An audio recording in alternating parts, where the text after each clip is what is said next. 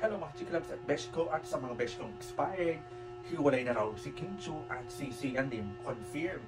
Dahil Becky daw umano si Sian Lim. So watch muna natin. Hiwalay na daw ba si Kim Chu at saka si Sian Lim? A friend of mine and a friend of Sian and Kim Chu told me na totoo hiwalay na si Kim Chu at si Sian Lim.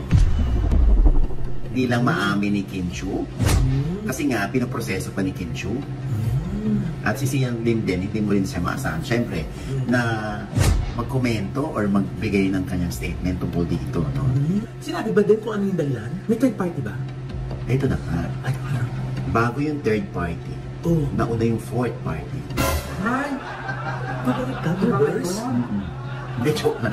Hindi, sabi sa akin ng friend ko, wala naman daw third party. It's just that, it's just that. Oo, parang walang mga plano si Sian sa kanilang 12 years na relationship. Parang naghihintay lang si Kim Chu ng proposal. Dahil 12 years na sila eh. Oo. So, nung nag-split sila, saka natin nababalitaan naman yung Iris Lee. Saka natin nababalitaan. Meron pa nga, Diyos ko, may iba pa tayong nabalitaan bukod kay Iris Lee. Ano tayo, babae ulit?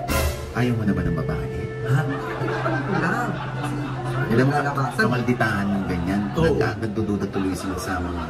Ba't kanya mag-comment si ano? Parang may laman, si Jex. Hindi, nagtatanong lang. Sabi mo naglalabasan eh. Oo nga. Oo. O sige tayo, sagutin mo, babae ba talaga ulit? Alam mo, well, yung unang nabalitaan niya natin mula sa aking friend ay split na sila. Matagal na. Nauna lang ang Katniel. Pero dyan sa tanong mo na yan, Jex, again, no comment. Magalit naman si Sian Lim sa akin. Kasi sabihin niya, ito mga baklang to talaga, oh. Di ba? Sabihin niya talaga yan, mga baklang to? Hindi. Ano ka lang, hypothetical lang sa akin. Na baka yun nasabihin niya kasi nga masyado tayong ano. Alam mo naman, ang dami nang naniniwala sa'yo. Hindi kayo nililinaw kung hypothetical. Alam mo, Loy, alam mo your soul. Why? Your soul na talaga. I'm just reminding you, a lot of people are looking forward to your messages, to your statements. Sabi ba? Yeah.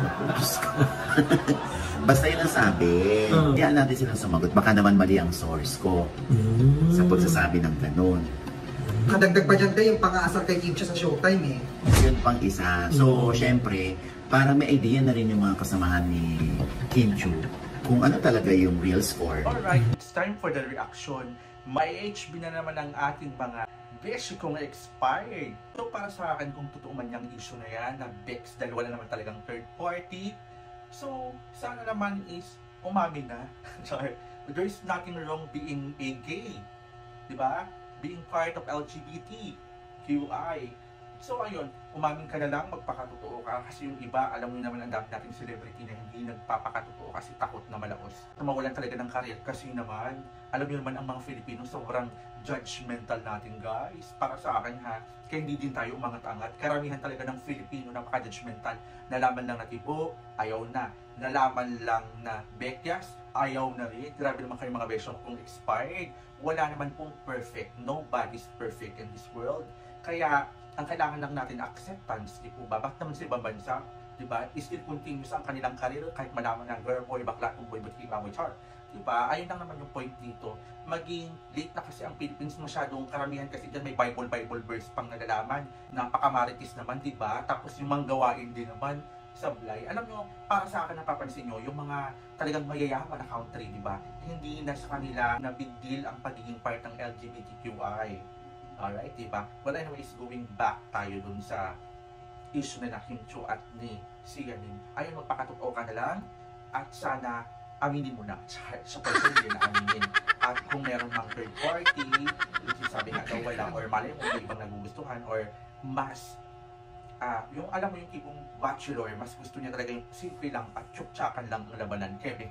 So ayan, move on. Hindi naman kayo pabata, Miss Kim Chu. So humanap ka na nung lalaki talaga na handang magpamilya. Ilagay sa tahimik. Ayun. So ayun. Good afternoon mga chikirabs at best ko. At bye-bye!